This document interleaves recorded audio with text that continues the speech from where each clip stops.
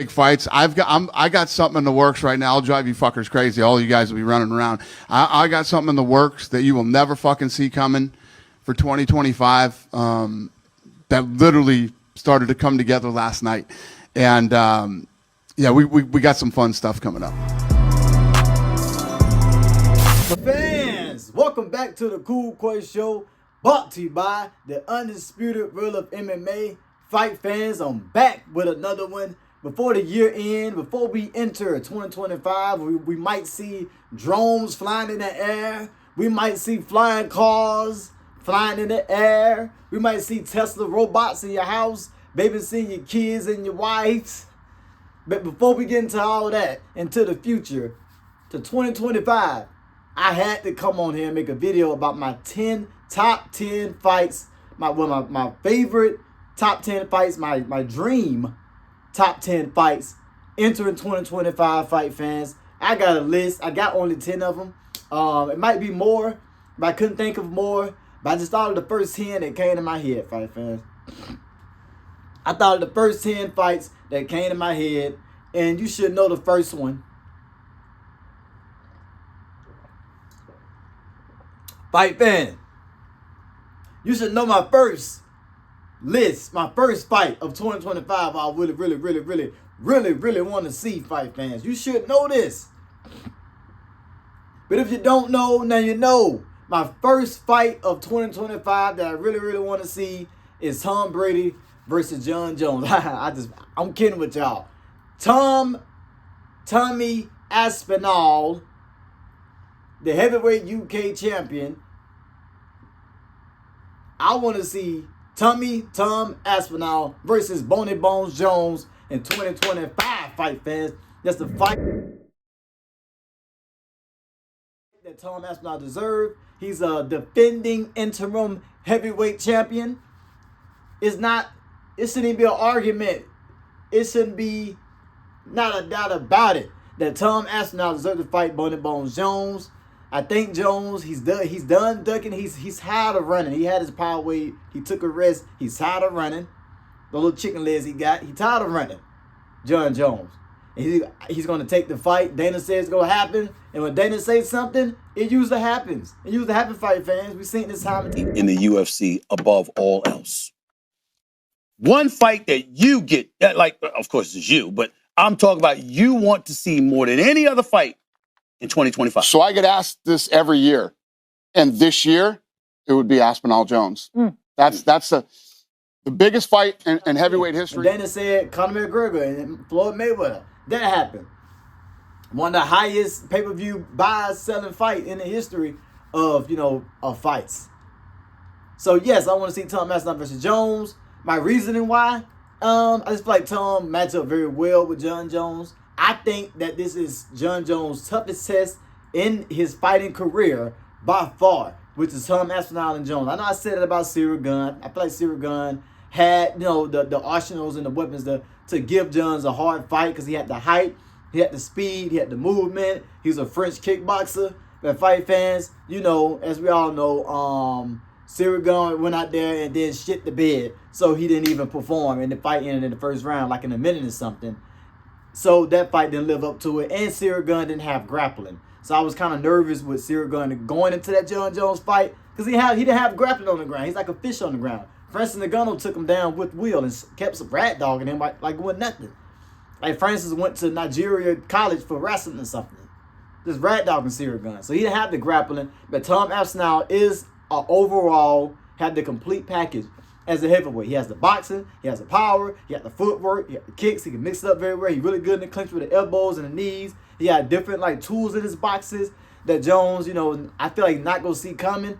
And he have ground game. He's a black belt. He's been training jiu-jitsu since he was 3 years old. So he got the ground game. You seen him, he fought Volkan when he almost broke his arm and put him in the Kimura. So he got the ground game, and I feel like he can stuff a lot of John Jones takedowns. And if Stipe can block him, I know that Tom Aspinall can block him and punch him with those big bombs. And I feel like this will be a good fight. And if Jones wins this fight, he is no doubt about it, the GOAT. And I don't care about the performance enhancement drills what he did and how I feel like he did of the UFC. If you go out there to beat Tom Aspinall, He's the GOAT, no doubt about it. I want to hear nothing. He can retire and run to and walk to the sunset with his fiance.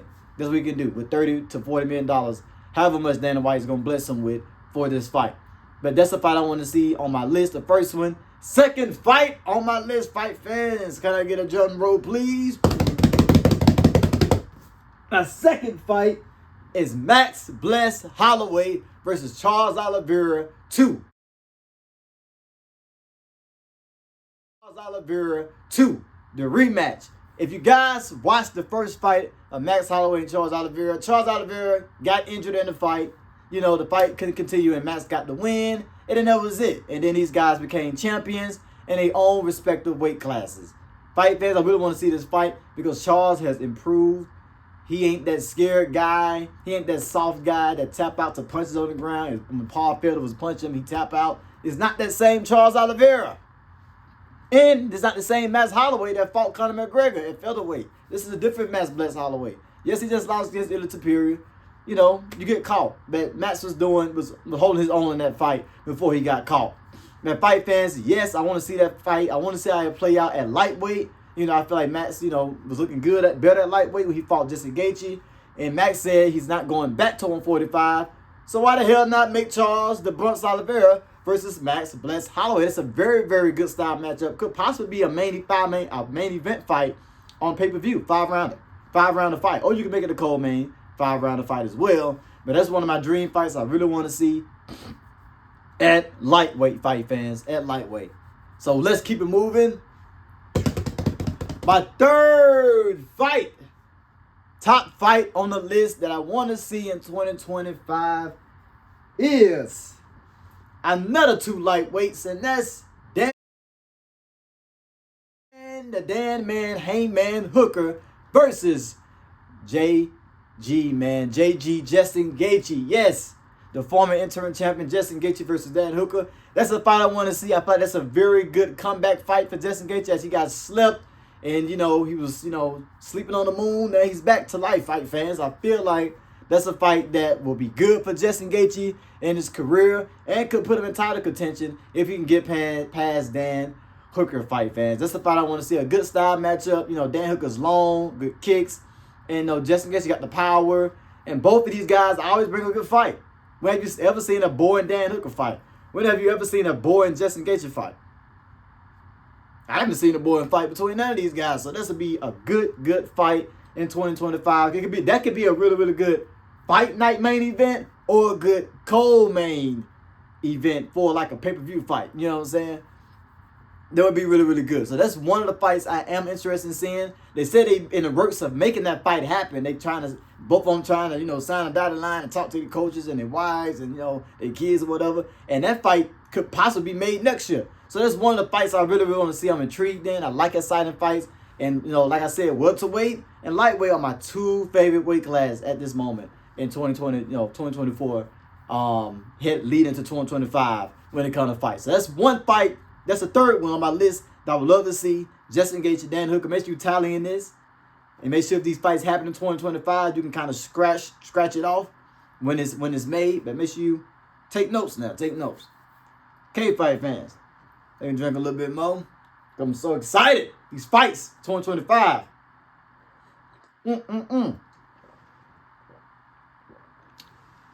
My fourth fight on the list, fight fans.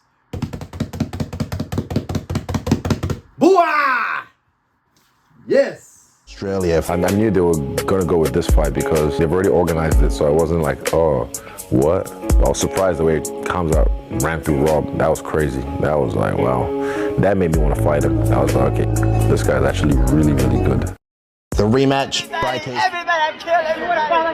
Chimaev. Now, fight fans, Israel was in an interview talking about the Dricus Du Plessis and the Sean Strickland fight, and he brought up Khamzat Chimaev's name, a.k.a. like Kobe Covington would say, Khamzat Chimaev.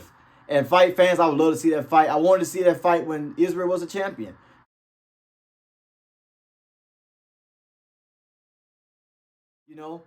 I feel like it'd be a competitive fight. I really do. Call me crazy if you want. I know that Israel's a kickboxer. He don't have grappling. I understand that. But I feel like he's a good MMA grappler. I feel like Israel has been training grappling. Might not be on the level as Hamza Chimaev. I get it, but he's long, he's fast. I feel like he can block a lot of those takedowns and try to keep it on the feet and make the fight interesting and make it a banger, man. So I feel like Israel is that guy to kind of push Chimaev and would be able to survive the first round to kind of give Chimaev a fight, kind of like what Gilbert Burns did and that dog fight that they had. What a great fight that was. So yes, fight fans, that's on my list. Hamza Chimaev versus Israel Adesanya. If Israel Adesanya win his next fight in February, you know, he got a big test ahead of him in February. If he get past his opponent in February in Saudi Arabia, that's the next fight that I would love to see. If, you know, Chimaev don't get the title fight at middleweight or, you know, fight Alex Pereira or however that will go. You know, Chimaev got a lot of options right now. But yeah, that is a fight that I'd love to see in 2025. Israel Adesanya versus Hamza Chimaev. That's number 4 on my list. Fight fans, we go ahead into my 5th fight on the list. Make sure you get a highlighter, highlight that, mark it down, get a pen, write this down, y'all. Come on now, y'all. Yes, my 5th fight on the list is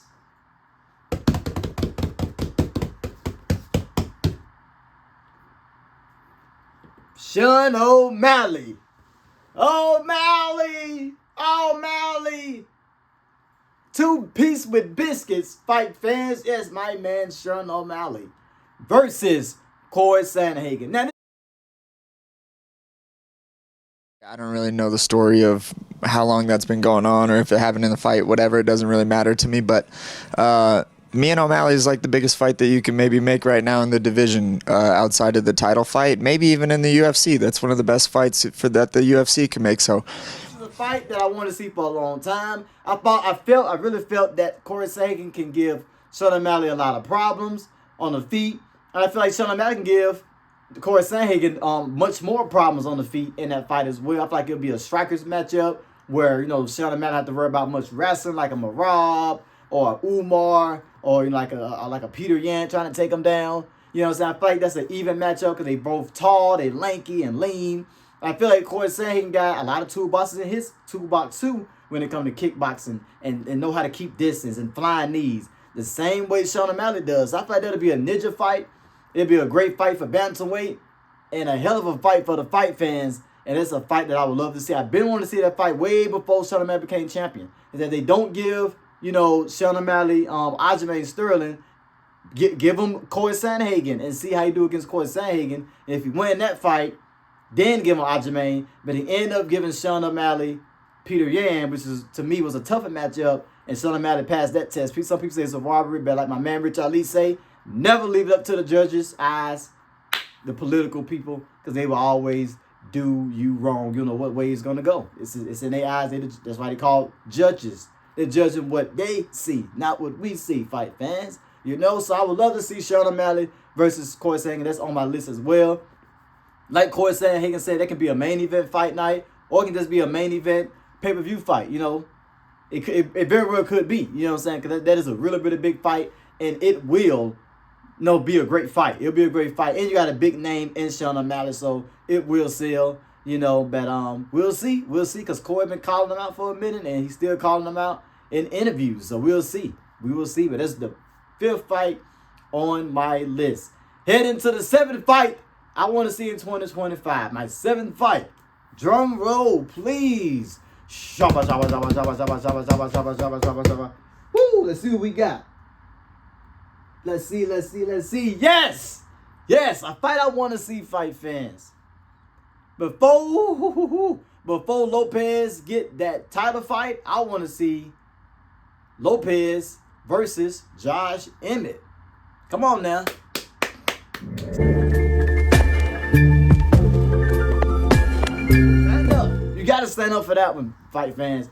Josh Emmett versus Lopez. That could be a co-main event on a pay-per-view fight. And we can see if Lopez about that life going against a power puncher like Josh Emmett. And it's a good way for us to see, does Josh Emmett still have it in the tank to to beat a young kid, a hungry young lion like Lopez moving up the ladder. So that's a great fight to make as well.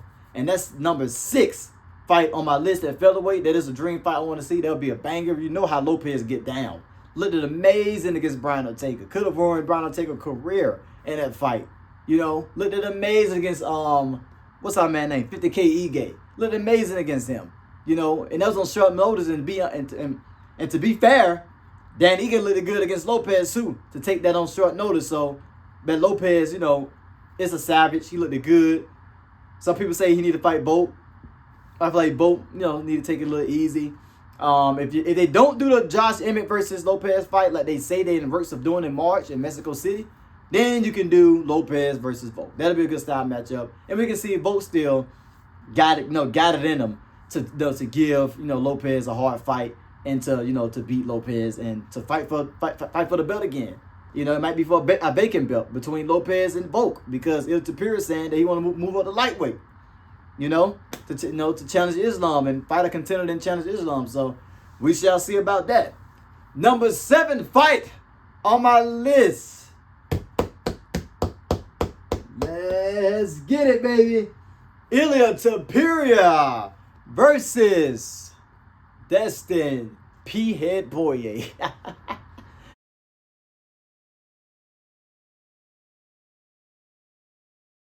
I was just playing. I'm gonna do it like that, Poirier. Ilia Topuria versus Destin the Diamond Poirier. Yes. Shine bright like a diamond. Shine bright like a diamond. Shine bright like a diamond. I hit on vocals. Shine bright. Where we on that? Right? Yeah. Let me stop. But yes, Destin Poirier versus Ilia Topuria, fight fans. I would love to see Ilia Topuria versus Destin Poirier. Poirier been calling him out saying, if you move to lightweight, I would love to be your first challenge at lightweight. Lightweight hits a little different than featherweight, and you up him with the big boys. You know what I'm saying? And I feel like I want to see this fight. For number one, I feel like Poirier and Ilia Topuria are the 2 best boxers in the UFC. I feel like they are the 2 top boxers in the UFC. Those are my top 2 favorite boxers in the UFC who can mix it up, throw combos, you know what I'm saying, just crisp boxing. Those are my top 2.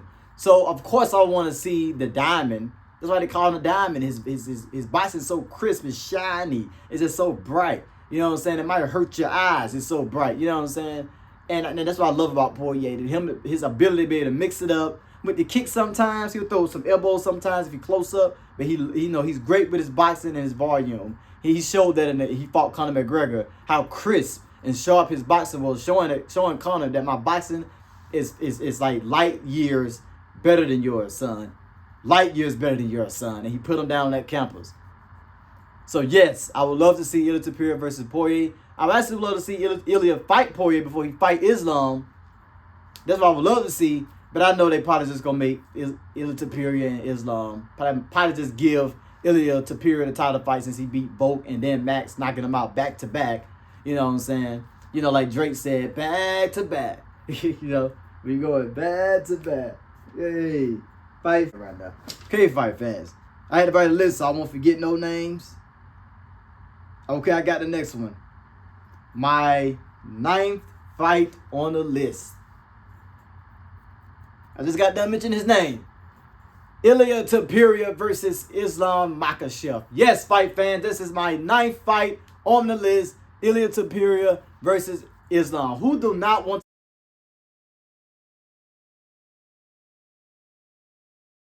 to see that fight? Islam versus the undefeated Ilia Topuria, who just knocked out Max and Volk back to back. Now I know that Islam got incredible wrestling, got great grappling. But what I seen out of that Poirier fight, Poirier exposed Islam.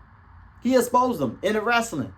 This Poirier was able to reverse, block some of those takedowns, stuff some of those takedowns with one. When he had like one leg, able to push him off and really beat a bully at some points in that fight. And if Poirier can be the bully in the Islam fight and block takedowns, I know that Ilia Topuria can. Ilia Topuria got good ground game as well. Got like two or 3 submissions in the UFC. So his ground game, he's not a slouch on the ground.